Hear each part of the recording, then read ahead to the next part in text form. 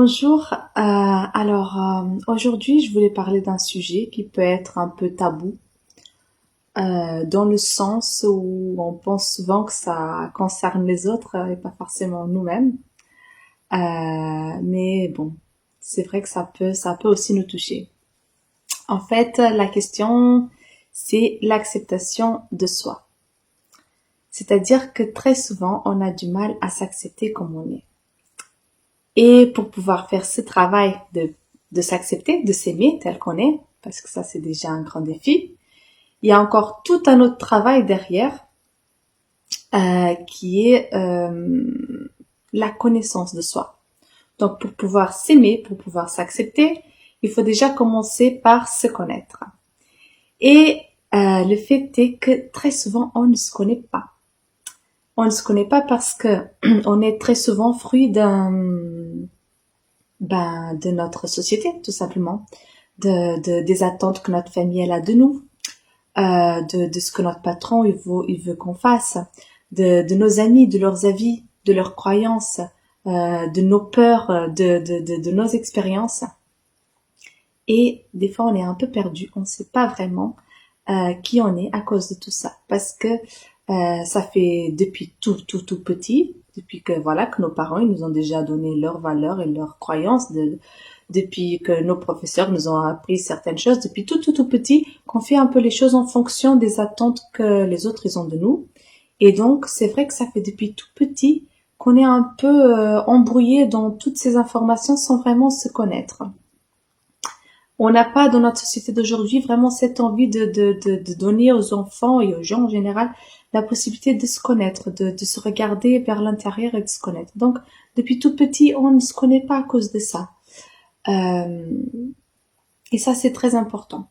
Donc, d'un côté, il y a cette influence extérieure qui fait qu'on sait pas trop bien qui on est parce qu'on fait les choses un peu en fonction des attentes des autres et des croyances des autres et des valeurs des autres.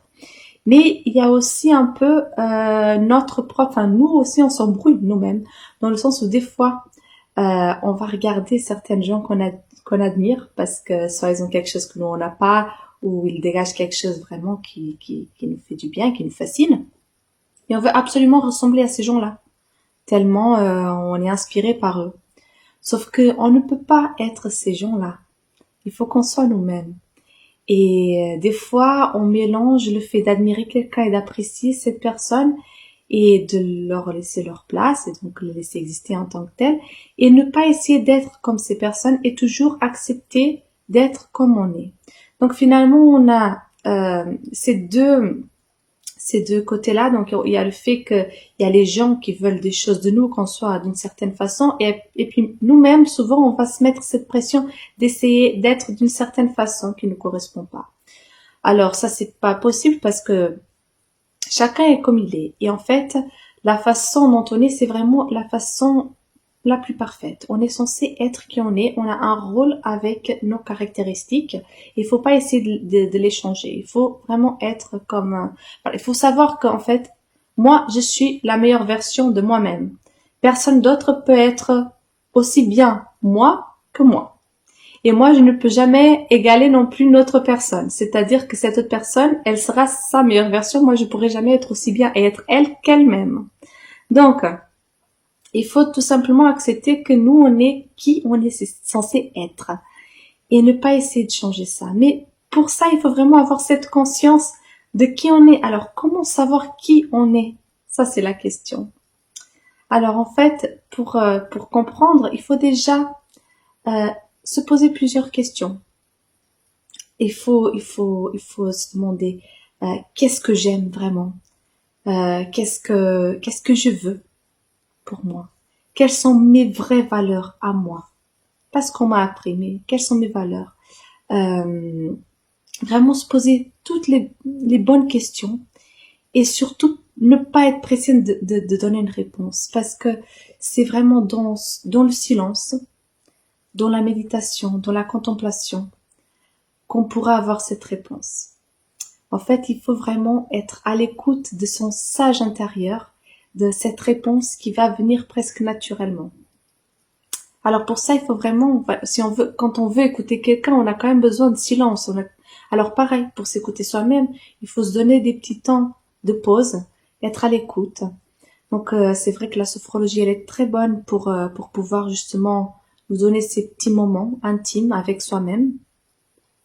Les barres d'accès, ça permet aussi le cerveau un peu de se nettoyer de tout le poids, de toutes les idées reçues qu'on a accumulées et vraiment d'être plus à l'écoute. Donc ça, c'est un excellent outil pour pouvoir s'écouter et du coup se connaître.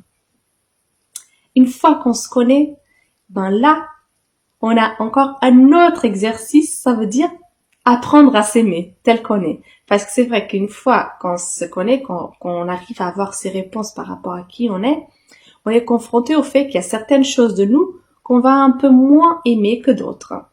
Mais il faut les accepter parce que sinon ce serait pas nous. C'est la même chose par exemple si je me dis l'histoire des trois petits cochons.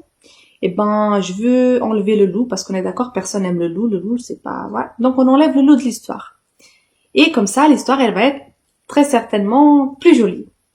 Alors, peut-être que l'histoire, elle sera plus jolie ou pas, mais en tout cas, une chose, je peux vous garantir, c'est que ce ne sera plus du tout l'histoire des trois petits cochons. Ce sera une autre histoire. Donc, est-ce que c'est pour autant qu'on va valoriser le loup, en faire la vedette? Est-ce qu'il va être le héros de l'histoire? Pas du tout. Mais il doit garder sa place de loup dans l'histoire. On peut pas tout simplement le supprimer. Il doit rester dans l'histoire. Pareil. Donc, il y a certaines choses de nous qu'on va moins aimer. Alors, ça veut dire peut-être qu'on peut un peu travailler dessus pour essayer d'améliorer certaines choses. Ça veut dire qu'on va mettre en valeur d'autres choses qu'on apprécie plus chez nous, tout simplement. Mais il faut accepter. Et surtout, ce qu'il faut comprendre, c'est que très souvent, des choses qu'on considère comme des défauts, des fois, elles ne sont pas vraiment des défauts. Des fois, c'est juste, il y a une raison à tout en fait. Peut-être que la personne un peu plus timide, elle va se dire, oui, ben l'autre personne, elle est tellement charismatique, tellement, ça sort tellement bien, elle parle, elle est à l'aise et tout. J'aimerais tellement être comme cette personne.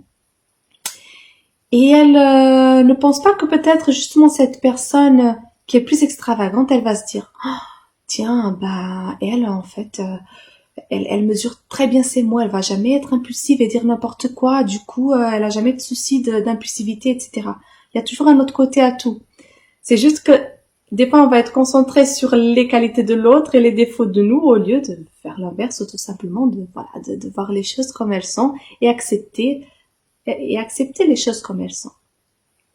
Il y a rien de plus joli que de vraiment s'aimer. Et de se dire, tiens, même des fois quand on fait une petite bêtise ou qu'on fait une chose qu'on regrette et tout, juste de regarder en arrière, c'est, ah oui, c'est vrai que là, j'ai peut-être été un peu trop, je sais pas, j'ai pas bien fait ci ou ça. Mais de la même façon qu'on est bienveillant et gentil avec les autres et qu'on les pardonne, ah ben, lui, il a dû mal dormir, c'est pour ça qu'il a fait ça. On peut aussi se dire ça. Bah là, j'étais pas bien, hein, j'ai fait une chose, je le regrette, mais bon, la prochaine fois, ça m'apprendra, je ferai autrement, c'est pas grave. La prochaine fois, je ferai mieux. Tout le monde a le droit. Et donc, il faut avoir cette même gentillesse envers soi-même et toujours être bienveillant, souriant, confiant et vraiment être bien avec soi-même. Quand nous, on s'aime, quand on est gentil, là, on est prêt à être gentil avec les autres. On ne peut pas donner quelque chose aux autres qu'on n'a pas à l'intérieur. Si on ne sait pas s'aimer, si on ne sait pas être gentil avec soi-même, forcément, on ne pourra pas donner cette même gentillesse aux autres de façon vraie et pure. Donc, si on apprend à se connaître et puis à s'aimer, on ne pourra que être bien et en accord avec soi-même et aussi avec tout son entourage. Et les différences, elles se font remarquer immédiatement. Les autres aussi le sentent.